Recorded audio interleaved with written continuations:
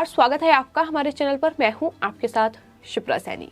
महाराष्ट्र के मुख्यमंत्री उद्धव ठाकरे बीते कई महीनों से नदारद नजर आ रहे हैं और वो किसी भी कार्यक्रम में शिरकत नहीं कर रहे हैं।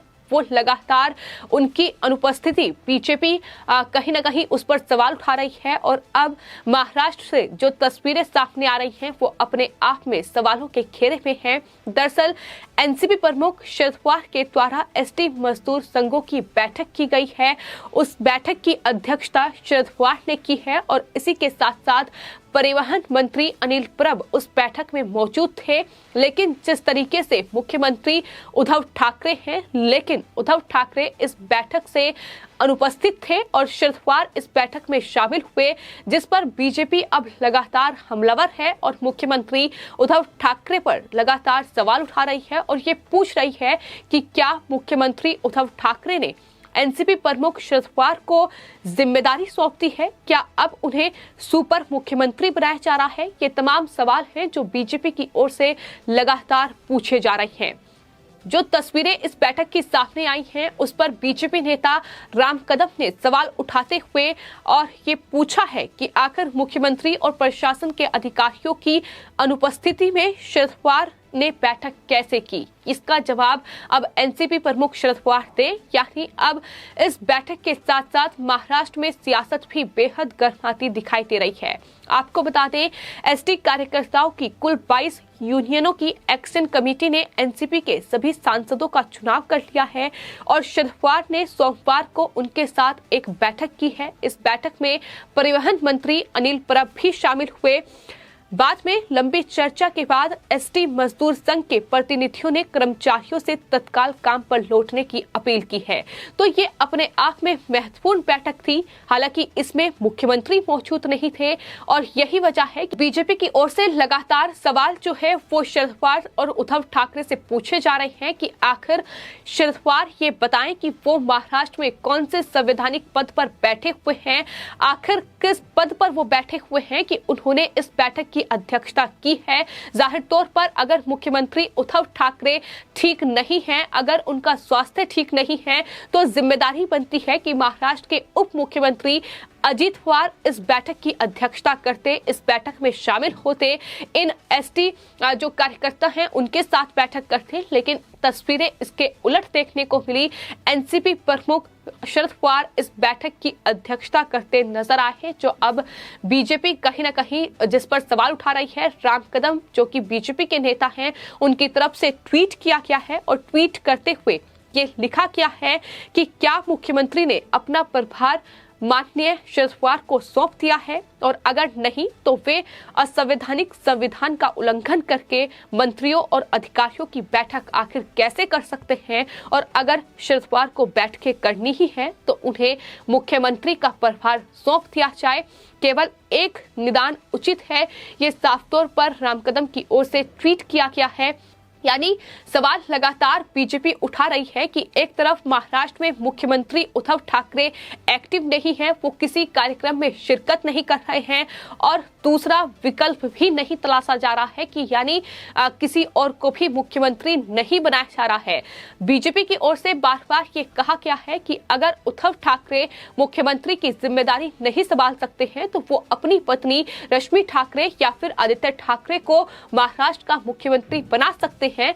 जाहिर तौर पर वो एक्टिव रहेंगे और जनता के लिए काम करेंगे। लेकिन जिस तरीके से अब ये तस्वीरें देखने को मिली हैं, जाहिर तौर पर सवाल इसलिए उठ रहे हैं क्योंकि शरद पवार सिर्फ एनसीपी के प्रमुख हैं और महाविकास अघाड़ी यानी जो गठबंधन की सरकार महाराष्ट्र में चल रही है उसके चेयरपर्सन हैं। तो कोई संवैधानिक पद पर वो नहीं बैठे हुए हैं जिसके तहत वो ये फैसला ले सके या फिर बैठक कर सके इन तमाम जो एसटी कार्यकर्ता हैं, उनकी यूनियन है, उनके साथ। यानी इस पूरे मामले का निष्कर्ष निकालने का उनका कोई मतलब नहीं है और शायद यही वजह है कि बीजेपी अब इस तरीके से लगातार महाविकास अघाड़ी सरकार और उद्धव ठाकरे पर हमलावर है।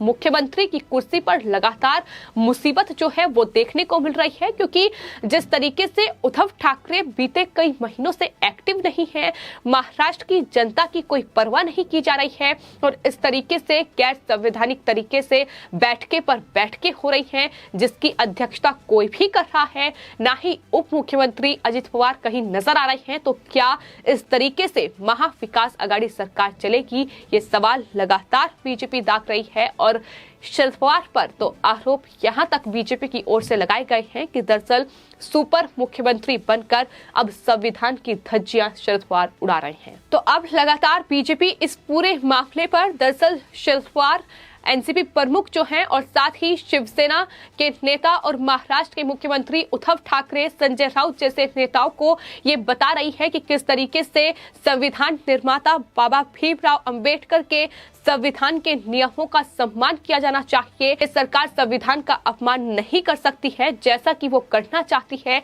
ये भी बीजेपी लगातार कह रही है। और उद्धव ठाकरे के उन शब्दों पर भी अब लगातार बीजेपी हमलावर है, जो उद्धव ठाकरे ये कहते हैं कि दरअसल संविधान का पालन करना चाहिए। संविधान की दुहाई देने वाले आखिर अब कहां हैं? अब कहां है उद्धव ठाकरे, कहां है आदित्य ठाकरे, कहां है संजय राउत जैसे नेता? ये तमाम सवाल लगातार बीजेपी की ओर से दागे जा रहे हैं। तो फिलहाल महाराष्ट्र के मुख्यमंत्री की कुर्सी पर अब लगातार सवाल उठ रहे हैं, क्योंकि उद्धव ठाकरे अगर बीमार हैं तो अपनी जो जिम्मेदारी है वो किसी और को सौंपे। हालांकि मुख्यमंत्री को लेकर भी महाराष्ट्र में कहीं न कहीं महा विकास आघाड़ी सरकार मुश्किल में फंस सकती है, क्योंकि एक तरफ उद्धव ठाकरे हैं जो कहीं न कहीं आदित्य ठाकरे को आगे कर रहे हैं, आदित्य ठाकरे को तमाम कार्यक्रमों में शिरकत करने के लिए वो भेज रहे हैं, लेकिन वहीं दूसरी तरफ एनसीपी है जो लगातार शरद पवार हैं वो इस कोशिश में जुटे हुए हैं कि खुद को सबसे आगे रखा जाए, अजित पवार को आगे रखकर उन्हें मुख्यमंत्री बनाया जाए। तो इन पार्टियों में जो लगातार मतभेद है मुख्यमंत्री को लेकर वो भी खुलकर सामने आ रहा है, और यही वजह है कि बीजेपी लगातार एक तरफ शिवसेना पर हमलावर है, उद्धव ठाकरे से सवाल पूछ रही है कि आखिर मुख्यमंत्री कब एक्टिव होंगे, और दूसरी तरफ एनसीपी प्रमुख शरद पवार ने जिस तरीके से इस बैठक की अध्यक्षता की है उसको लेकर भी अब सवाल लगातार उठ रहे हैं। तो जिस तरीके से सियासत अब इस पूरे मामले पर गरमाई हुई है, इस बीच सफाई जो है वो एनसीपी के नेता और कैबिनेट मंत्री छगन भुजबल की सामने आई है। उन्होंने दरअसल बीजेपी के इन तमाम आरोपों पर अब जवाब देते हुए वो ये कह रहे हैं कि ये पूरा मामला जो था एसटी कार्यकर्ताओं का, जिस तरीके से वो हड़ताल पर बैठे हुए हैं, ये महा विकास आघाड़ी सरकार में शामिल तीनों दलों का मामला है। तो ऐसे में शरद पवार, क्योंकि शरद पवार बड़े नेता हैं और शरद पवार के पास अपने दिमाग और अनुभव है, तो ऐसे में उन्होंने ये तय किया कि वो बैठक करेंगे और इस पूरे मामले का समाधान निकालेंगे। छगन भुजबल की ओर से ये भी कहा गया कि शरद पवार से किसी को कोई एलर्जी नहीं होनी चाहिए। वो न केवल महाराष्ट्र बल्कि पूरे देश के नेताओं में से एक है जिनका मूल्य और अनुभव जो है वो अमूल्य है। सवाल ये नहीं है, सवाल ये है कि दरअसल जो पूरा मामला है वो बेहद गंभीर है। पूरा मामला बीते कई महीनों से महाराष्ट्र में चल रहा है, और इस मामले का अगर कोई समाधान, अगर कोई निष्कर्ष निकलेगा तो जाहिर तौर पर वो मुख्यमंत्री या उप मुख्यमंत्री ही तय करेंगे। लेकिन शरद पवार आखिर कौन से पद पर हैं कि वो इस पूरे मामले का निष्कर्ष निकालें? एक राय मुख्यमंत्री उनसे जरूर ले सकते हैं, क्योंकि वो महा विकास आघाड़ी सरकार के नेता हैं, क्योंकि वो एनसीपी के नेता हैं जो कि सरकार में पार्टी गठबंधन में है।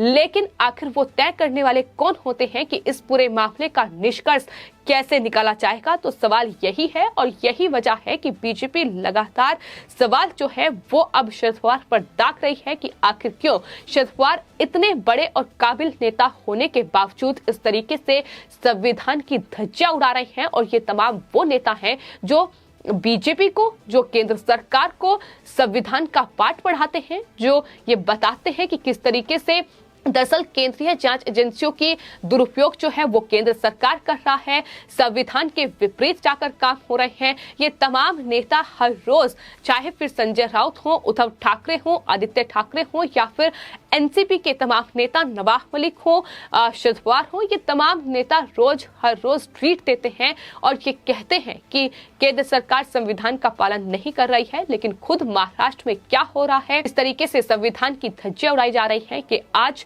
बैठक की तस्वीरें साफ तौर पर बयां कर रही हैं, जिसमें दरअसल मंत्रियों और अधिकारियों को शामिल होना था, लेकिन शरद पवार ना ही मंत्री हैं, ना ही वो विधायक हैं, ना ही वो सांसद हैं, ना ही वो कोई अधिकारी हैं। तो ऐसे में आखिर इस बैठक में शामिल होने का क्या मतलब है, ये सवाल है जो लगातार अब महाविकास अघाड़ी सरकार पर बीजेपी दाग रही है।